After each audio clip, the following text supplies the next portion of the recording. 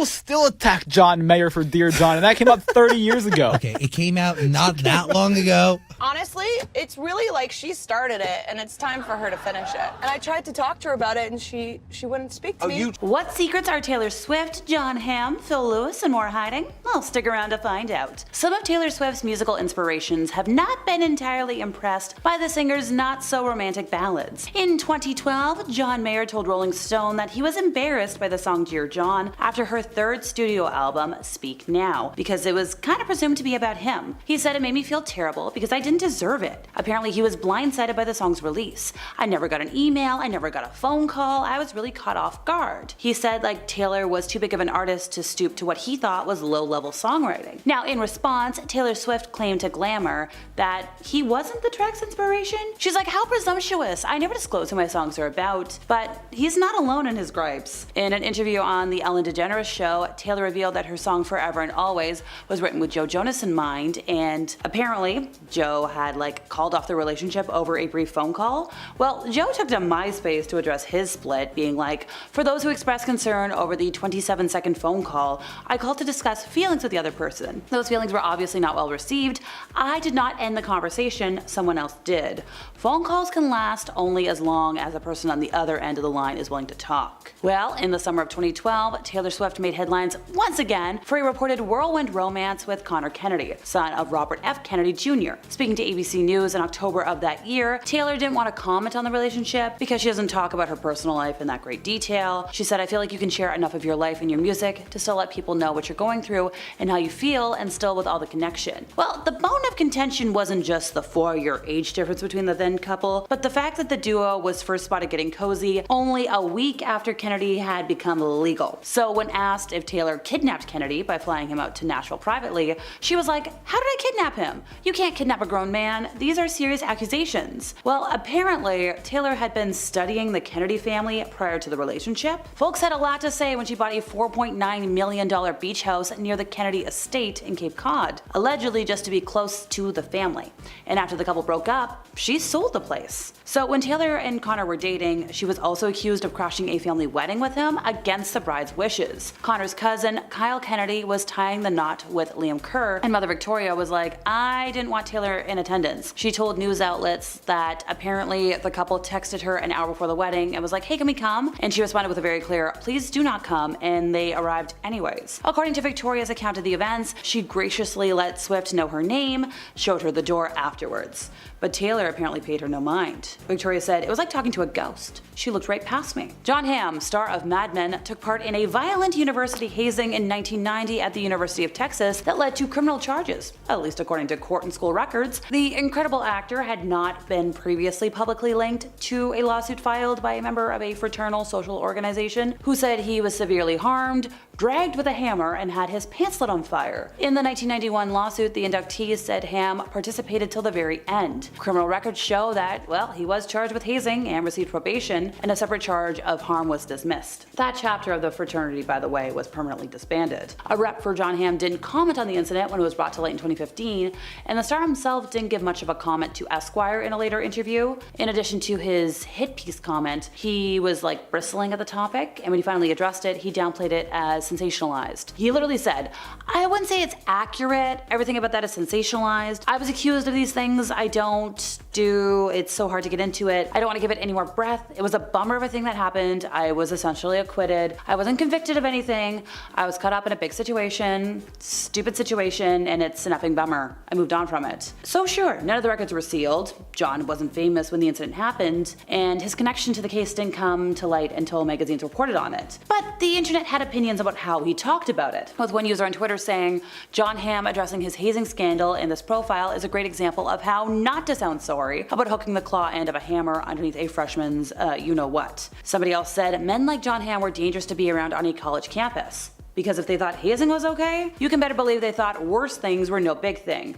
Good men don't haze people. Men who do were trash." And that was according to Shades of Limelight. Fun fact, folks, there are more connections with mainstream Hollywood and the adult industry than you might think. Some major players such as Sylvester Stallone, Wes Craven, and Men in Black director Barry Sonnenfeld cut their teeth in the genre. It was also commonplace for many behind the camera to work interchangeably between the two worlds, sometimes using pseudonyms. So for example, cinematographer Wow Fernandez used names like Harry Flex for his adult film work, but he went under his real name for mainstream movies like Invasion USA, Friday the 13th, Final Chapter. In the early 1930s and then again in the 1940s, Joan Crawford was one of the most bankable stars in Hollywood. But before her star took off, there was a bit of a scandal that almost stopped everything. In 1923, a year before she first appeared on Broadway, Crawford reportedly starred in a movie called The Casting Couch. Now that name should give everything away, but in case you're a little bit lost, it was essentially an adult film. Crawford, trying to make ends meet and get her name out there, apparently starred in many adult movies around that time. Now she repeatedly denied her involvement, but researchers have found that sadly, she was blackmailed at the time because of the movie. Phil Lewis started his film career in the iconic 1988 comedy film Heathers. That movie centers around a slew of, crazy crimes, and that would become all too relevant to Lewis in just a few years. In 1991, at the age of 23, Lewis was arrested after accidentally taking the life of a woman with his car. The amount of fun fluids in his system was over 3 times the legal level, which even his own defense attorney called extraordinarily high. Lewis claimed he was unable to remember anything for nearly 10 hours leading up to the accident, which was deemed possible due to his extreme level of intoxication. He was sentenced to 5 years in prison, but was reduced to just 1 after he spent much of his sentence working with a prison-based theater troupe that highlighted the consequences of that kind of crime. Now, despite these rough years as a young man, he continued to land guest roles in shows such as Married with Children, Boy Meets World, and then got that lead role on Sweet Life, which we all know him from. Uma Thurman said that Quentin Tarantino both hand necklaced her and spit on her for different shots for different moments in the films Kill Bill and Pulp Fiction, and Tarantino confirmed these allegations but defended the reasoning behind them. Now, Thurman has said that Tarantino also pushed her into doing a dangerous stunt that ended in a serious car accident, and these are all things that I think should be talked about more. Tippi Hedren was Alfred Hitchcock's most iconic leading lady. Under his direction, she went from being a model to a respected actress, but unfortunately he wanted a little more than to just direct her on screen. He was reportedly quite obsessed with her and made a number of unwanted advances, which she rejected. She said, "He stared at me and simply said, as if it was the most natural thing in the world, that from that time on, he expected her to make herself available and accessible to him, however and whenever and wherever he wanted." Now, when Tippi tried to get out of her contract with him, he threatened to ruin her career, and then he followed through on his threat. Because he had her under contract, he was able to keep her on the payroll without actually employing her. He made sure to turn down any film offers that came in from any studios. Looking back, she has a pretty good attitude about the situation, saying he ruined my career but didn't ruin my life. That time when my life was over, and I still admire the man for who he was, but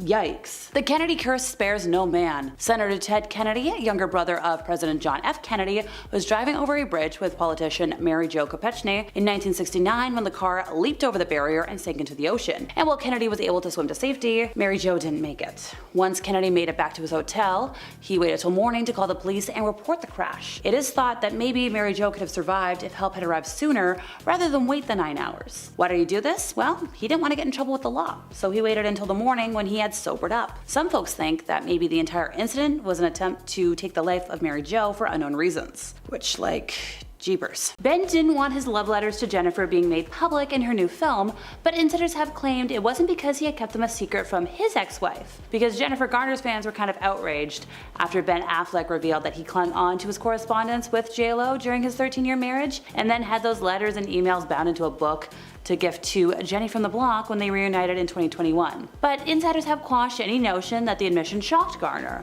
Apparently she was happy for Ben Affleck and J-Lo. She's friends with them, and she's also at peace in her current relationship. But Ben, on the other hand, would love for the outside world not to know about his love letters. Sure, he's a romantic, but he's still a private kind of guy.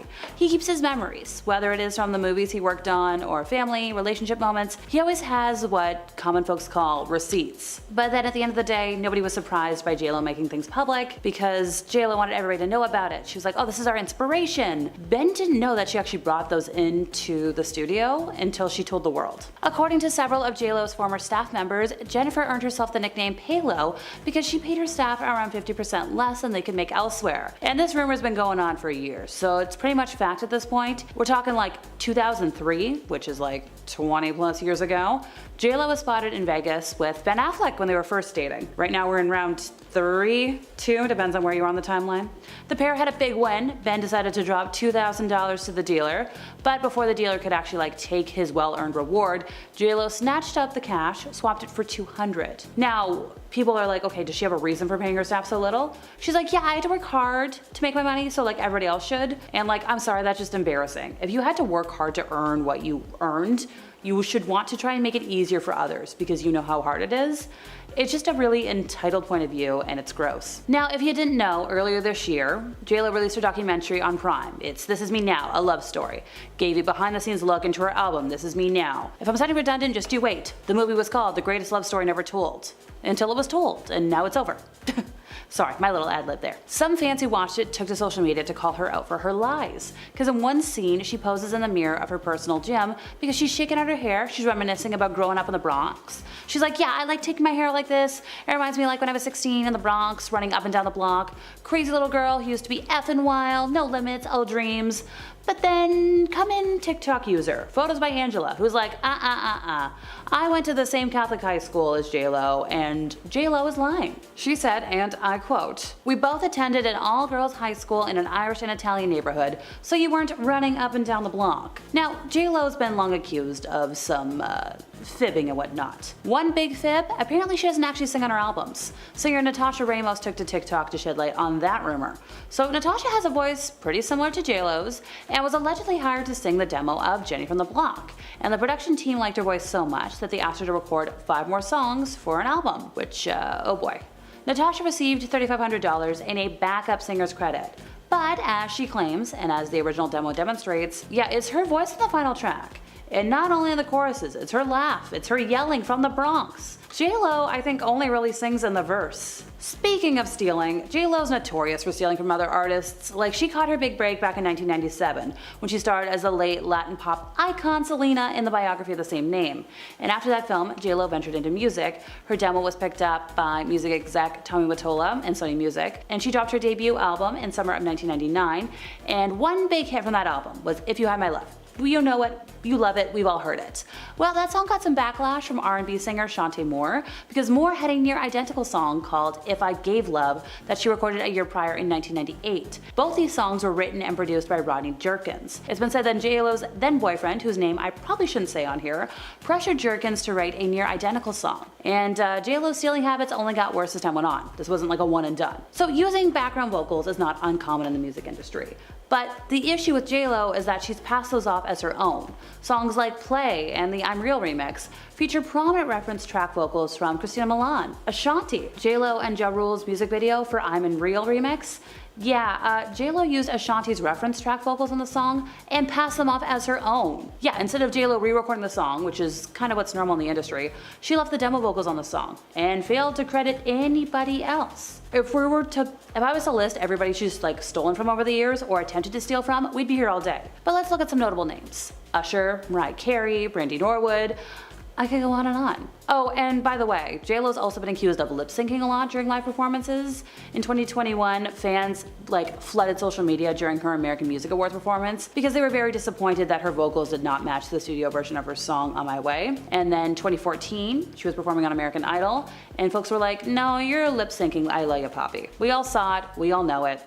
Not the right move. So in 2002, JLo starred in the romantic comedy Made in Manhattan. And she went all over the world promoting this, and when she landed in London, people were talking. They weren't talking about the movie though, they were talking about her demands. Because, well, she was there and, hanging out, she had a very interesting encounter with hotel staff. She was staying at the Metropolitan Hotel, and this is where the early signs of JLo being a career diva began to show. The hotel staff was astounded by her extravagant demands, because apparently it was reaching levels they'd never seen before. She was like, I need thousands of pounds of lemon-scented candles. And also, if I'm even gonna go a block around the corner, I need a limo. Literally, she had 7 limousines escort her to lunch at a place that was only 200 yards away. So maybe you think, well, Alexa, maybe she grew out of that. 2012 reports surfaced that Jenny from the Block demanded that staff working for her make no eye contact or even speak with her. While having work done on her San Fernando Valley home, she demanded that none of the helpers, drivers, or contractors have any interactions with her. And reportedly, when flying first class, she doesn't like anybody to bother her, not even a flight attendant. And that's their job. They bother you for safety, if you need a snack. One time a flight attendant offered her a drink, and she was like, She said instead to her assistant, "Please tell him I'd like a Diet Coke and lime." Sure, this rumor hasn't really been confirmed, but like, come on, who does that? JLo had her former co-star Ryan Guzman fake his relationship status to hype up their movie almost 10 years ago. And we found this out from his ex-girlfriend who was with him at the time. So Melanie Iglesias called out JLo on the No Chaser podcast for how Jen acted during the 2015 The Boy Next Door press run. Because apparently JLo was holding hands with Ryan at after parties and acting like they were an item. But she knew fully well he had like an actual girlfriend. The model says she even met JLo at an award show while she was dating Ryan, claiming she gave her an awkwardly firm handshake and an intimidating once-over, something Melanie says she was disappointed over, seeing as like at the time she viewed JLo as a hero. And Melanie also pointed that when Ellen DeGeneres directly asked JLo on the show, "Doesn't he have a girlfriend?" JLo played dumb. She's like, "I don't know." Girl, you knew. JLo faced a lot of backlash after revealing she was unhappy about sharing the stage with fellow artist Shakira at the 2020 Super Bowl.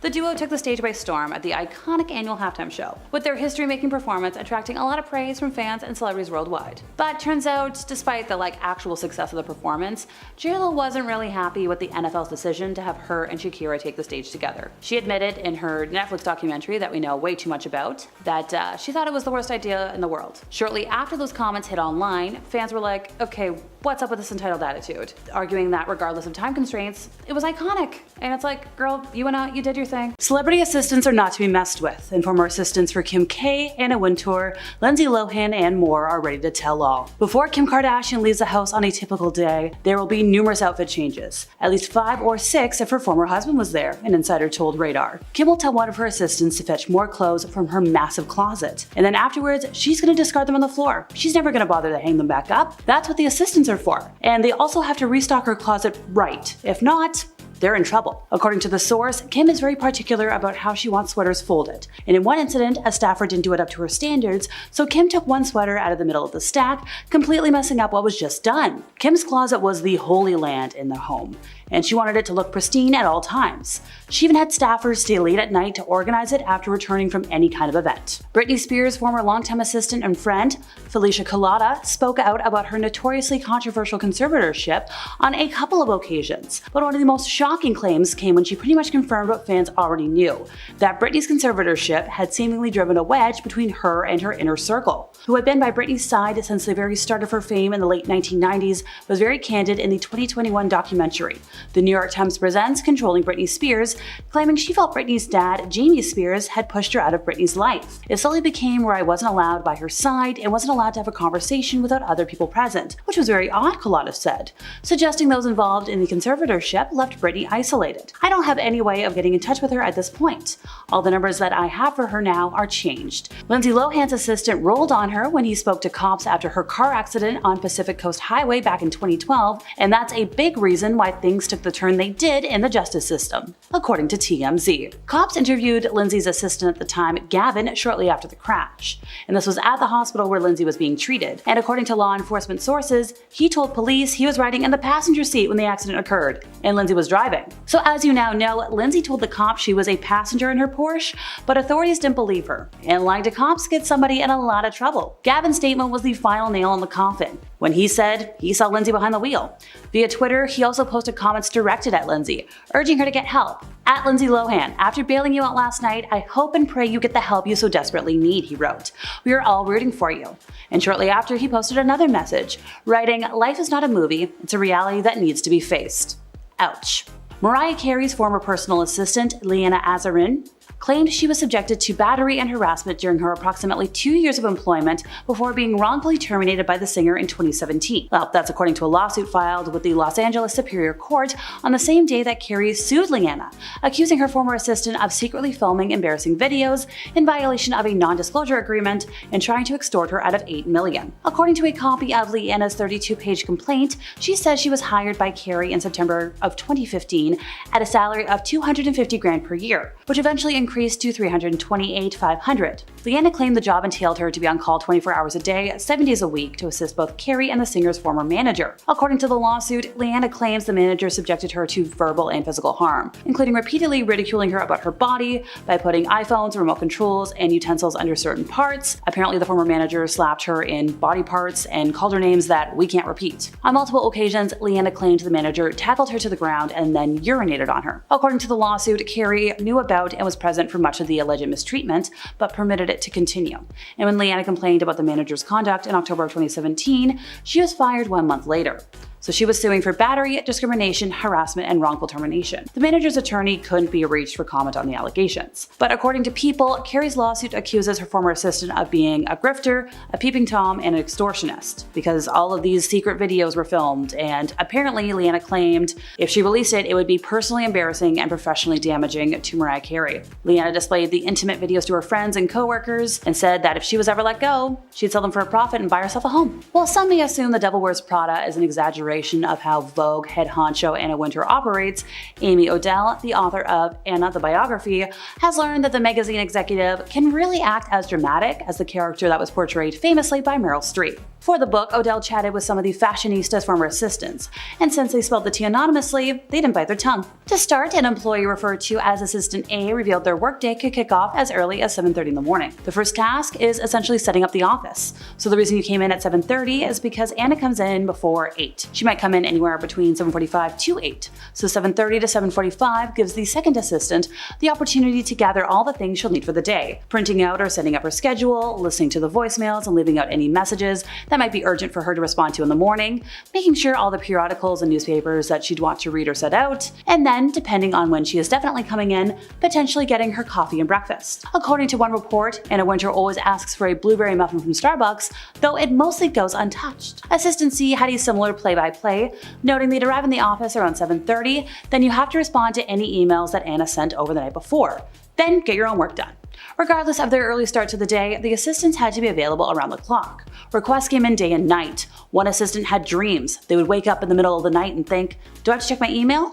This was Assistant B. She's always talking to you. It would just be constant emails. She was just firing away all the time, always needing something. Khloe Kardashian has found herself in hot water with former assistants numerous times. Most recently, her former assistant, Matthew Manhard, who worked for her from 2019 to 2022, filed a civil lawsuit claiming he wasn't paid for overtime, wasn't allowed to take breaks, and worse. In a lawsuit obtained by TMZ, Manhard claimed he was let go by Khloe in November of 2022 after becoming a member of staff in January of 2019. The lawsuit claimed Kardashian fired him after he returned to work in November following a knee injury from May that prevented him from working.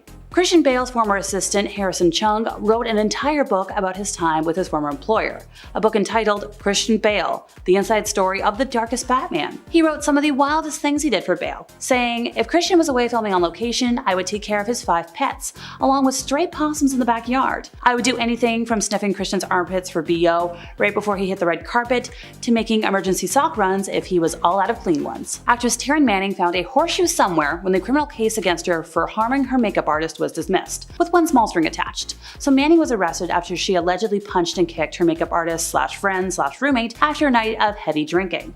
She was charged with causing harm and obstruction of breathing or redness circulation. The victim, Holly Hartman, declined to prosecute the case, and a judge granted an adjournment in contemplation of dismissal. To translate, if Taryn keeps her nose clean and does some community service, the arrest and criminal charges go away, as if it never happened. So Holly was Taryn's assistant and makeup artist for a long time, but everything ended. Naomi Campbell isn't exactly the nicest boss to her assistants, as many have claimed. Back in 1998, Georgia Galanis filed a lawsuit against Campbell, saying she struck her with her phone and grabbed her by the throat.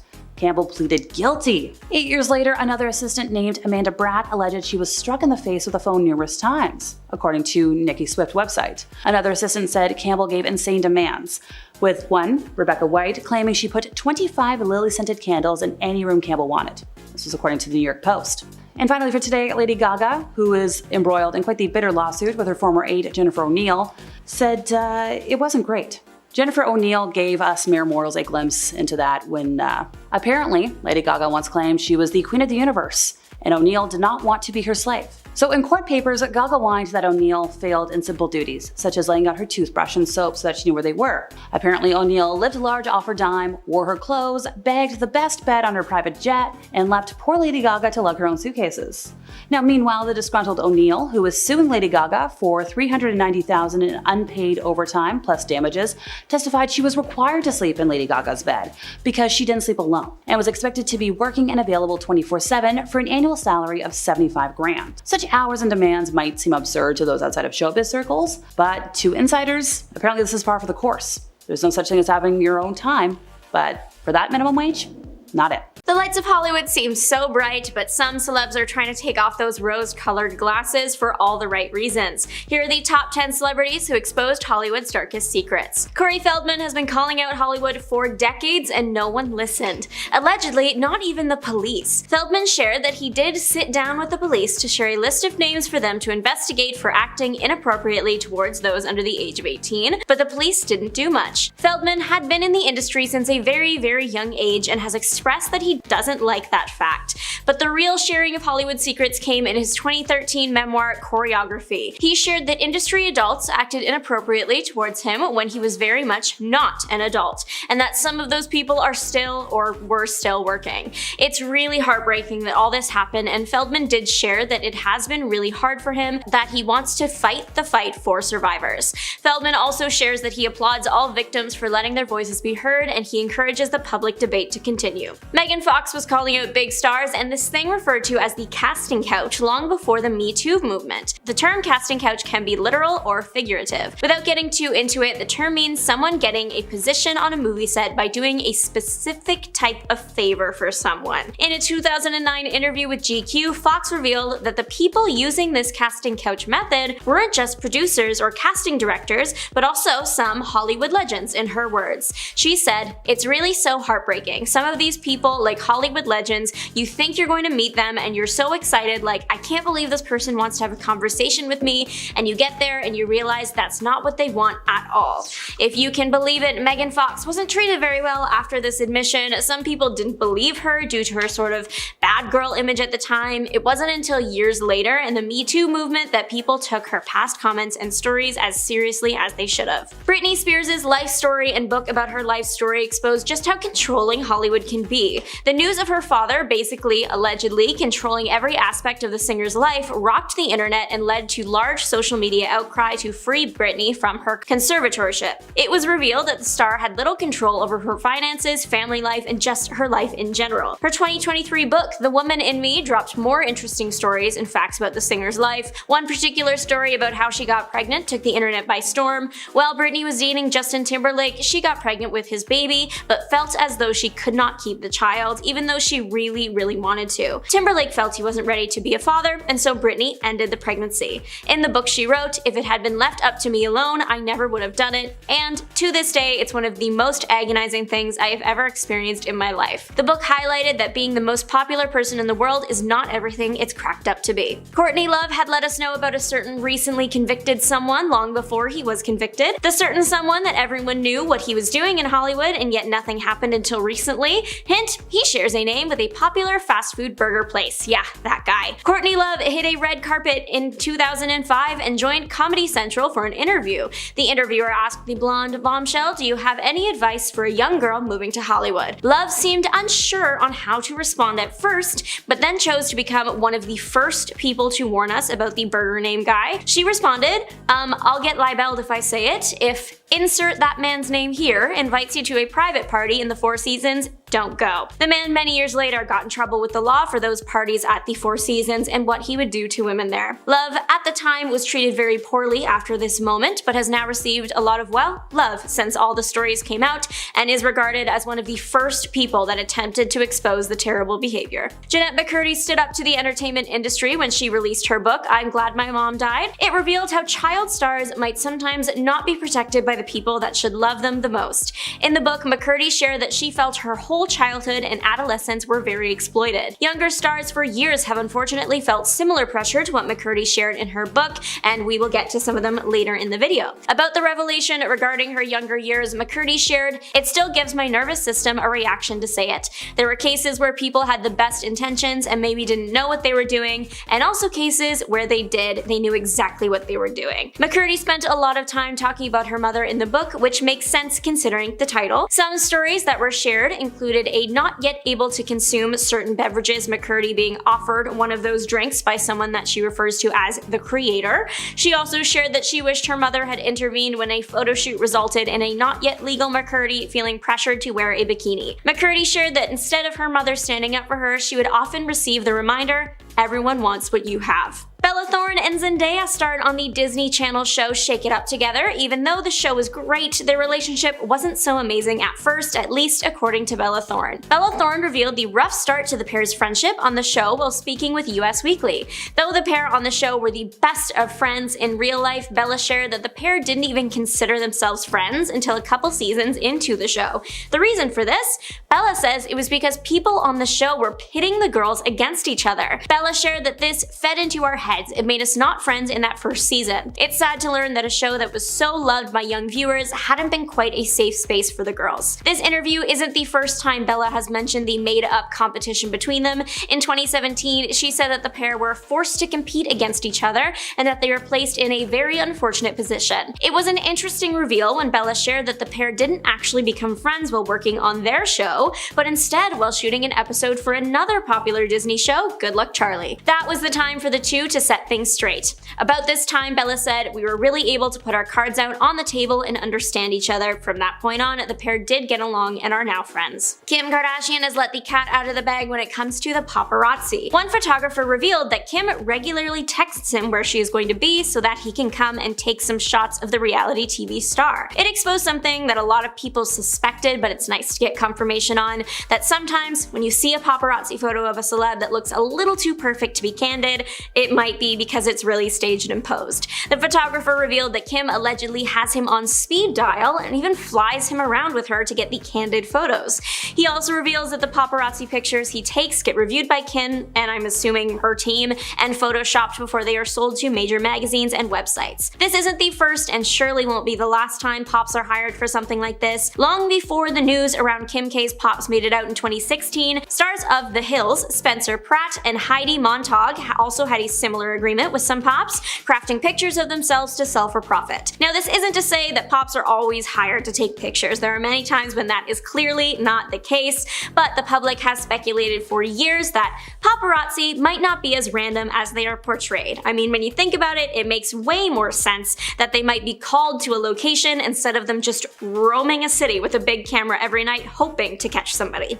Jack Nicholson revealed an interesting tidbit about life on set. Apparently, certain substances were incredibly common, the kind of stuff that can get addictive if one isn't careful. Yeah, it might be no secret now that that kind of thing is common in Hollywood, but that wasn't always the case. In a 1980 interview, Nicholson shared that the substances ain't no big thing and that he would get influenced about 4 days a week. Again, the presence of certain things in Hollywood was something suspected by many that is nice to get confirmation on. It's also just surprising that it would be happening on set very commonly, apparently. Who could have guessed? Addictive on-camera performances could have come from an equally as addictive something else. Another actor, Dennis Quaid, further confirmed these vibes on set and how it didn't always go well. He actually said that the substances caused his entire life to fall apart and said that they were one of his greatest mistakes. The star of The Rookie and The Parent Trap revealed that originally he just used stuff casually since that was what everyone was doing. This and more was revealed in an article published to Newsweek. Quaid did reveal something even more shocking about Hollywood, that major studios would actually include the substances in their budgets. Quaid shares it was even in the budgets of movies thinly disguised. It was petty cash. So if you were to see petty cash listed in a budget, it probably meant something else entirely. Quaid went on to say that since everyone was doing the petty cash stuff, sets would sometimes supply it. People would even make deals. So while many have guessed that this stuff was present in Hollywood, it was a major shock to many to find out just how entwined it was with the movie making process. The recently released documentary Quiet on Set, featuring Nickelodeon star Drake Bell, is the most recent example of Hollywood's worst being exposed. Without going into too much detail, the documentary features Drake Bell sharing stories about what he experienced while working for Nickelodeon, stories of things that would make anyone feel sick. The admissions from the documentary have led to widespread support towards Bell and widespread hatred towards former dialogue coach Brian Peck. The documentary showed just how twisted Hollywood can be when it comes to young stars. Everybody ready for some juicy secrets? Welcome to Beyond the Screen. I am Nate, and these are the top 10 dark secrets Justin Timberlake tried to keep hidden. Number 10, Cry Me a River. Cry Me a River by Justin Timberlake is a very catchy song. It's pretty mean and clearly about Brittney, but still very catchy. When the song was first released, Brittney was sideswiped, even though the music video was clearly aimed at Brittney, even casting a lookalike to play an unfaithful girlfriend. In The Woman in Me, Brittney's new book, she reflected on the plot of the 2002 video, describing it as a woman who looks like her cheats on him and wanders around sad in the rain, which is a pretty solid summation. The media backlash from the video painted Brittney as a harlot who had broken the heart of America's golden boy when she was actually comatose in Louisiana and he was happily running around Hollywood. Comatose in Louisiana sounds like the title of a book about a young man trapped in the swamps of Louisiana. I gotta write something down. Brittney admitted that she was unfaithful to Justin in a way. She kissed choreographer Wade Robson while she was still dating Timberlake, but following the split in 2002, Justin went public claiming that he would not tell anyone who his songs were actually about, telling people they were self-explanatory. Well, karma came back to bite him when a book about his misdeeds was published and sold out in the first week. Number 9, Oh Baby Baby. It should come as no surprise to anyone that Britney Spears is one of the first people I will be talking about today, and will talk about a couple of times, because she literally wrote about this man in her memoir, exposing every little secret that he once held dear. The world now knows that Britney almost had a baby with him, but that he encouraged her not to have it, something she went through with and regrets to this day. I've not personally read Britney's memoir yet, however it is on my wish list, so we'll see how much terrible stuff there really is inside its pages. One thing that was revealed that is public knowledge is just how much shame Britney felt when Justin released his song Cry Me a River, which I've already talked about. Too bad for Britney, it's pretty catchy. The song was claiming that Britney had cheated on him, but we all know now that it was actually the opposite and he actually cheated on her. The entire argument is only solved when you choose a side, so you be the judge. Number 8, Take Back the Night. It would appear that Justin's been too busy bringing stuff back for him to do some basic research. When Justin decided to call his next single Take Back the Night, he had no idea that the same name was already trademarked by a foundation for people affected by physical mistreatment that has been holding emotionally charged campus events since the 1970s. Thankfully, the internet exists and education took place. Justin was forced to release a public statement apologizing for his actions that he really wasn't even aware of. He said upon the release of his new song Take Back the Night, he was made aware of the organization of the same name called Take Back the Night Foundation. He took the opportunity to let everyone know that neither his song nor its lyrics had any association with the organization. As he learned more about the Take Back the Night Foundation, he was moved by their efforts to stop violence against women, create safe communities, and encourage respectful relationships for women, something that we all really should rally around. He hoped that the coincidence would bring more awareness to the cause. His words did not make things instantly better, considering he admitted to not knowing the cause even existed, further showcasing the need to spread the word. The foundation sent Justin a letter claiming that there would be legal action for using their name without permission, something that was eventually settled outside of court. Number 7, Time's Up. Sometimes people should really think before they do something, like when Justin and his wife Jessica Biel posted photos of themselves wearing #Time's Up pins on their way to the Golden Globes in 2018. Yes, at the time there was a ton of online presence for the Time's Up movement. Most of the celebrities in attendance at the awards that year were wearing nothing but black and supporting the ants. And the reason people were upset with how Justin did it was because he had just started a project with Woody Allen. For those who may have forgotten, the Time's Up movement was an initiative by women in Hollywood calling for a change in the treatment of women across all industries. Woody Allen is a controversial man because of the 1992 investigation into the concerns that he had physically mistreated his daughter, Dylan Farrow. Woody was never formally charged, but the accusations followed him everywhere he went. This led many people online to call Justin out for the hypocrisy of wearing a pin while working with Woody. Justin was blissfully unaware of the controversy, but he apologized for it anyway. Number 6, Vegas. When Justin sat down for an interview with Beats Radio 1, he talked about his new album, Man of the Woods, family life, and his career path. When he was asked about the possibility of taking up residency in Vegas though, he responded by saying it was something to consider if he ever wanted to retire. He continued saying that it would feel like planning a retirement. For some reason, that was a scary thing for him to think about. A lot of performers have purchased property in Las Vegas, not as a retirement spot, but just as like a home base whenever they're performing for extended periods of times. The comments were considered to be pretty rude, especially to anyone that is not a celebrity living in Las Vegas. And according to Justin, everyone in town is in their retirement stage and therefore are old. He's received a fair share of backlash for the comments, but has yet to actually purchase any property in the town or apologize for them. Number 5, the bet. Betting your friend to do something stupid is pretty fun, okay? It's pretty awesome, but betting your friend to do something to another person can be a little bit gross. Of course, in this case, the bet was made when Justin and his childhood friend Ryan Gosling were only 12 years old. The bet was to see who could kiss a certain lady first, and that lady was Jessica Simpson. As luck would have it, Jessica and Justin crossed paths a few times over the years and eventually sparked a romantic connection in 2006, following Simpson's split from Nick Lachey. During their brief romance, he recalls a time when she spotted Justin texting someone moments after they had locked lips. To her, maybe she did a bad job or he was messaging another girl, something weird, but it turned out that he was just texting Ryan Gosling, Ken himself, to let him know that he had indeed lost a bet. She then admitted that she had a little bit of a crush on Ryan growing up and that Justin was lucky to have gotten there first. They of course broke up, but Jessica has very little to say in negative reference to Justin, so let's move on. Number 4, The Social Network. Having just seen the film The Social Network this past week for like the 10th time, I understand where the star of the film, Jesse Eisenberg, is coming from. In The Social Network, Justin plays Sean Parker, who's a real person who famously invented Napster and was then arrested and charged for a number of misdeeds only briefly covered in the movie. In the years that follow, Jesse Eisenberg has been fairly closed off about his time on set, and why wouldn't he be? Jesse Eisenberg, there are probably a million DC fans out there who are ready to just cave his face in at a moment's notice. However, when he is pressed about his time working on The Social Network, there is one constant: that Justin Timberlake did a great job.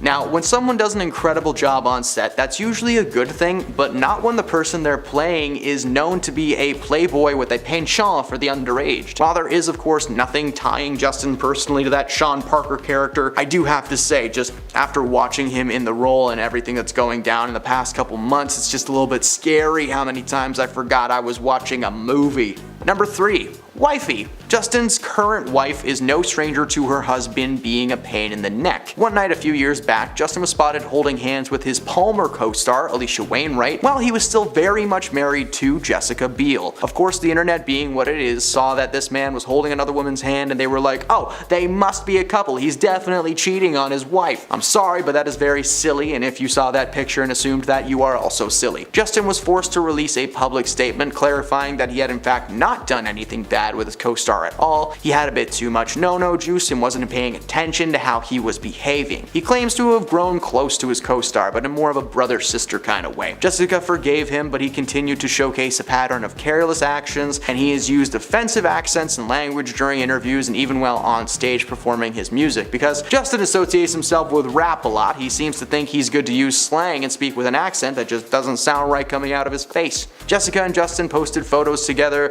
for the hashtag Time's Up movement, and for those of you who might have forgotten, I did just mention it, so you shouldn't have forgot that. So just saying, bad move, J-Dog. Number 2, cut it out. Musician SZA had to deal with Justin in a very public way on the now cancelled Ellen DeGeneres show. SZA and Justin were brought onto the show to discuss a collaboration, but it seemed like whenever Ellen was trying to ask a question, Justin felt that it was necessary to give the answer. On top of that, he continuously calls her sis and speaks with what many people agree are stereotypical catchphrases and mannerisms usually linked to people of color. So many people took to Twitter following the interview to ask why he was talking like this and why he was talking over her so much. What is with the voice? And if this man calls her sis one more time, people did not know what they were going to do. He was accused of cultural appropriation, only speaking this way when SZA was there, but as a lot of people know, he doesn't tend to speak with any specific mannerisms. The interview was uncomfortable and it clearly started some tension between these two. And at number 1, the court jester. In doing research for this video, I found over like 20 examples of Justin Timberlake making a fool of himself in public. He pretended to be Prince at a Golden Globes one year and crouched down down to 5'2" and did a busted impression of him. Not a good move. He has a penchant for impressions though, as he also did this to Rihanna's mother as he accepted his American Music Award for Best Male Soul R&B Singer. He doesn't research the names of other things before he uses them, like the Take Back the Night situation and the anti-mistreatment organization thing. He literally paid someone to pretend to be Brittney and crash a car on camera for his music video to What Goes Around Comes Around. Why everyone hates Sarah Jessica Parker. Seriously.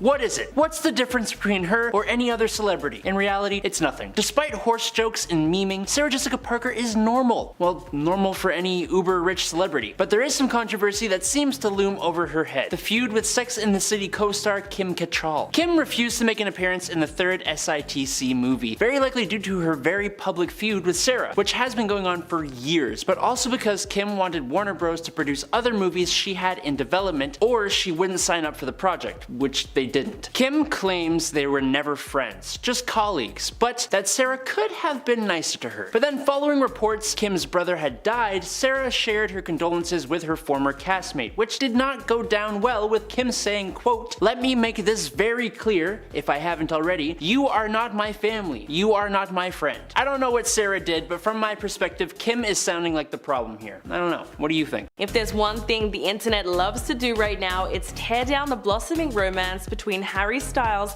and Olivia Wilde. The couple met on the set of the movie Don't Worry Darling, which Olivia directed. He joined the cast in fall of 2020, and by January of 2021, the duo was spotted holding hands at a wedding, which naturally caused the internet to lose its mind.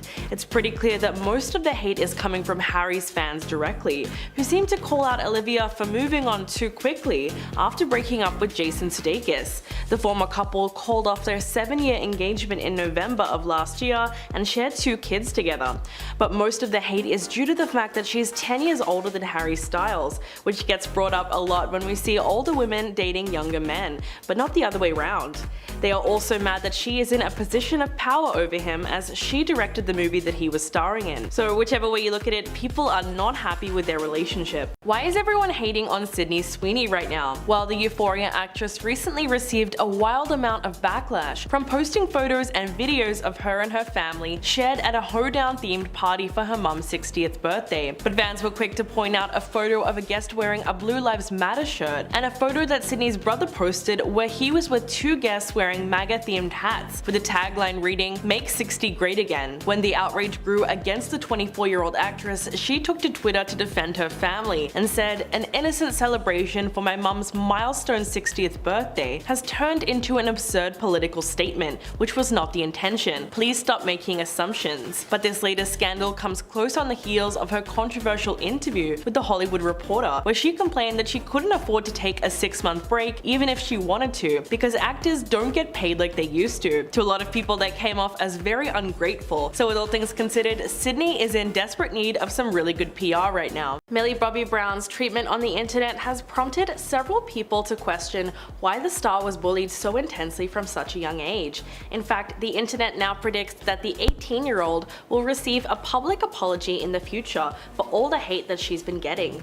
Over the years, the star of Stranger Things has been the target of online bullying and the subject of multiple hate Reddit threads criticizing the young actress, most of which began bashing her for apparently being annoying and over the top, claiming that she exhibits bratty diva-like behavior. One of the most prevalent rumors that has led to widespread mockery of Millie online is the bizarre yet enduring meme that she is somehow against the LGBTQ+ community. Thousands of Twitter users started attributing fake racist and anti-gay comments to her, all in an attempt to be funny. The hashtag #TakeDownMillieBobbyBrown started trending, and everyone started piling on fake stories left and right. As a result, she was forced to deactivate her Twitter account altogether and has since not returned to the platform. Why does everyone hate Doja Cat right now? Well, it looks like the singer is now facing a chorus of criticism online for her past behavior, which is starting to catch up with her.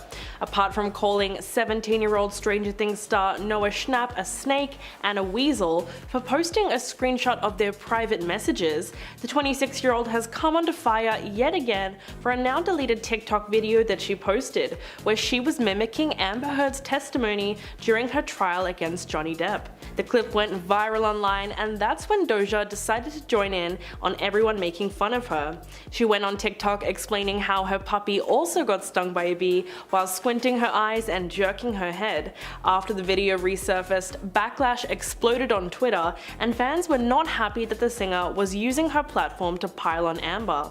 And some even brought up her controversial decision to work with Dr. Luke even after he was sued by Kesha. Why does everyone hate Brie Larson? Well, if you're a fan of the MCU, you'll most likely recognize the actress for playing Captain Marvel, and it's safe to say that audiences were not exactly thrilled with the casting choice. People really took issue with the way she portrayed Carol Danvers, many claiming that her performance came off as too nonchalant for the situations that her character was being put in, and claimed her acting was too flat. Add that to the fact that Captain Marvel was originally a man in the comics, so the casting choice made it seem like Marvel was happy to change the entire gender of a character just so they could garner favor with female audiences. But most of the hate against Larson came after her infamous comments at a 2018 press conference when she said, quote, "I don't need a 40-year-old white dude to tell me what didn't work about A Wrinkle in Time. It wasn't made for him." She later tried to clarify her statement, but by that point it was almost impossible to quell the public outrage against her, as it looked like she had already alienated a large majority of the Marvel audience. Why everyone hates Jennifer Lawrence. Apparently there are quite a few reasons that some of the public have been hating on J-Law, and here's why. People are mad that she once facepalmed Emma Watson, even though her fan base argued that it was just a joke and that Emma Watson is seemingly unoffended. People don't like that J-Law doesn't seemingly show up to award shows voted by fans, as well as the fact that people believe that her off-camera persona is a bummer to hang out with. Apparently she once said that Jesse Eisenberg's OCD was a cute quirk, which didn't make some too happy. However, she has also mentioned on many occasions that she too has OCD. Every so often, Jennifer has referred to her younger self as being psyche, and that has had many very upset at her casual use of the word. People don't like that she has said that in Hollywood she is considered obese, and finally, people just don't like how hardcore her fan base is, and that is what makes them dislike her further. Why does everyone hate Gwyneth Paltrow? Well, mostly because of her recent endeavors, like trying to be a celebrity lifestyle guru, which she ended up receiving immense backlash for. Most of the hate towards her has been for hosting the ultra-controversial website called Goop, where she posts must-have outfits that cost hundreds if not thousands of dollars and tries to frame it as a necessity. In general, many people feel that Paltrow tries to push her so-called healthy lifestyle onto regular people despite being so out of touch with the average person. But the public outrage really intensified against the actress when Netflix came out with her show The Goop Lab, which was heavily criticized for promoting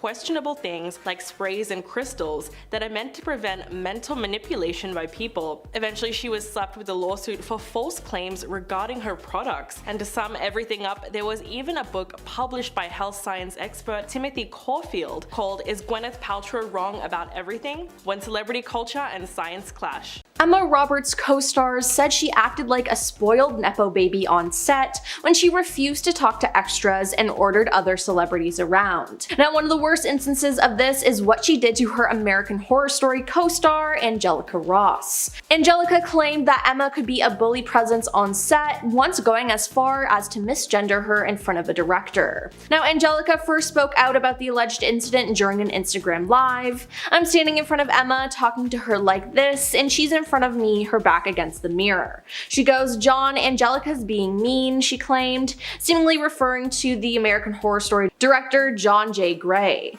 Angelica claimed that Gray then said, "Okay, ladies, you know that's enough. Let's get back to work." Now, the actress continues saying that Emma then looks at me and she goes, "Don't you mean lady?" Now, Angelica said that she feared retaliation if she reported the alleged incident. Angelica admitted that she no longer spoke to Emma after the alleged on-set encounter. Then there's Kendall Jenner. Kendall Jenner comes from one of the most famous families in the world, and this has brought her a lot of opportunities. She made her debut at number 16 on Forbes magazine's 2015 list of top earning models, with an estimated annual income of $4 million. Now, in 2017, Kendall was named the world's highest paid model by Forbes, which caused some controversy to say the least. Now, after this, in an interview she did in 2018 went viral due to her working comments. She said she was never one of those girls who would do like 30 shows a season or whatever those girls do. More power to them, but I had a million jobs, not only catwalks, but everything else. Now these comments made many people angry, including fellow models. Model Janita Lapina shared a screenshot of Kendall's quote with her take, saying, "We are all hardworking and worked hard to be where we are. Nothing was given to us," she wrote. Now Lapina also posted an Instagram story of herself during a shoot, writing, "I gotta work," with the hashtag I'm not Kardashian. Moving on to Jamie Lynn Spears. Jamie Lynn Spears didn't get her fame from her parents, but from her sister Brittney Spears. In February 2002, at age 11, Jamie Lynn made her acting debut in the Paramount Pictures drama film Crossroads, which starred her sister, Brittney Spears. Now following this, she got her own Nickelodeon show, which was ultimately cancelled after she got pregnant. Now in July 2021, Worthy Publishing announced her plans to release a memoir, releasing a statement saying, "Jamie Lynn's book has been in development for the past 12 months and will allow the world to hear her inspiring stories in her own words for the first time." Now her memoir, entitled Things I Should Have Said, Family, Fame, and Figuring It Out, was released on January 18th, 2022, but it appeared that Jamie Lynn used her sister Brittney Spears' highly publicized struggles in conservatorship to promote her new book, which is just disgusting. Now Brittney actually called her out for this. On Instagram, she made a post with the caption, "The two things that did bother me that my sister said was how my behavior was out of control. She was never around me much 15 years ago at that time, so why are you even talking about that unless she wants to sell a book at my expense?" Next up is Alyssa Milano. In a long-standing TV feud, Charmed co-stars Shannon Doherty and Alyssa Milano decidedly did not get along. "I think I cried every single night of season 2, Shannon once told Entertainment Tonight, adding that their competitiveness got the best of them. Now in an episode of Shannon's podcast, their third co-star, actress Holly Marie Combs, finally revealed what happened before Shannon left the show. "We were told by Alyssa it's her or Shannon, and Alyssa has threatened to sue us for a hostile workplace environment." Holly then went on to say that Alyssa had footage of what made her feel uncomfortable and that she wouldn't be afraid to use it. Now Shannon was then let go of the show, while Holly was seemingly coerced to continue despite not wanting to. "They forced me to go back to a show I wanted nothing to do with," she admitted. Now this wasn't the only issue though, as during a Twitter feud with Alyssa, another co-star, Rose McGowan, tweeted, "You threw a fit in front of the crew, yelling, 'They don't pay me enough to do this shh.' Appalling behavior on the daily. I cried every time we got renewed because he made that set toxic AF." Then there's Kiefer Sutherland. Kiefer Sutherland is the son of Donald Sutherland and Shirley Douglas, who were both successful Canadian actors. Now Kiefer is a successful actor now, but not all of his co-stars have love for him. In 2010, Freddie Prinze Jr. joined Kiefer's action series 24, and then he gave an interview about his time on the show a few years later, and he didn't have anything positive to say about the star. Freddie said that Kiefer was unprofessional and that he hated every moment of working with him. Now it turns out that Kiefer was more than a little unprofessional while filming their scenes together. As Freddie says, "That's not me talking trash, I'd say it to his face. I think everyone that's worked with him has said that. I just wanted to quit the business after that, so I just sort of stopped," Freddie continued in the interview. Yikes. Now imagine being so horrible on set that your co-star quit their profession. That is just so messed up. On to Lottie Moss. Lottie Moss is a model who, through her father, is the younger half-sister of model Kate Moss, and that's how she's garnered her fame. Now she had a modeling career as a teen and she now does OF, but it seems like she hasn't put two and two together in terms of people who don't have those advantages being resentful of those who do. Now amid the conversation about the Nepo baby backlash, Lottie took to Twitter not to defend herself or her fellow Nepo babies, but to attack regular people. She said, "I'm so sick of people blaming nepotism for why they aren't rich and famous or successful. Obviously, it's not fair that people who come from famous families are getting a leg up because of that, but guess what? Life isn't fair. If you put your mind to something, you can accomplish anything. So instead of being negative about other people's success, go and try to create your own." Now, according to The Insider, Kate finds it all highly embarrassing and would rather not be associated with her. Dakota Johnson was born to actors Don Johnson and Melanie Griffith and followed in her parents' footsteps. Now, her recent movie Madam Web came out and it was just horrible and was met with a lot of criticism. Now, Dakota openly criticized the film as well, but it seems like fellow actor Russell Crowe had a problem with her expressing how she felt, and he has called her out. He said, "You're telling me you signed up for a Marvel movie and some effing universe for cartoon characters, and you didn't get enough pathos," he said in a recent interview with GQ UK. "Not quite sure how I can make this better for you. It's a gigantic machine, and they make movies at a certain size." Now, Russell, who did declare that he didn't want to make any comments to what anybody else might have said or what their experience was, also pointed out that he has experience with superhero films, having starred in DC's Man of Steel and Marvel's Thor: Love and Thunder. He's also in Sony and Marvel's upcoming movie Kraven the Hunter, which is set in the same universe as Madam Web.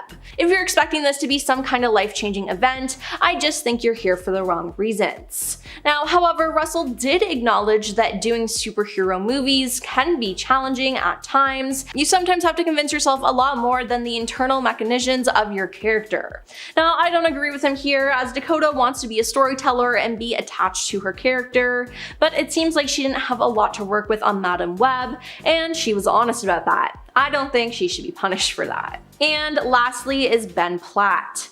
Ben Platt began his acting career in musical theater as a child, as he is the son of Julie and Mark Platt. Now, his father is a film, television, and theater producer whose credits include Legally Blonde, Into the Woods, La La Land, and the musical Wicked. Now, Ben has been linked to the musical Dear Evan Hansen, where he played the lead role from 2015 to 2017. Then it was announced that a film version of Dear Evan Hansen would come out in 2021, and guess who was producing it? Ben's father, Mark. So of course, Ben once again took on the role of Evan Hansen, but once the trailer dropped, people called out Ben, who was 27 years old at the time, for playing a high schooler. Now, the movie tried to do CGI on him to make him look younger than he really was, but overall it was just really weird. People on the internet also said it was nepotism that got him the role. It could have been a perfect opportunity to give a new young actor a leading role that would change their lives, but Ben took it for himself, all because his father produced it. Now, Ben does not like discussing that he's a nepotism baby at all.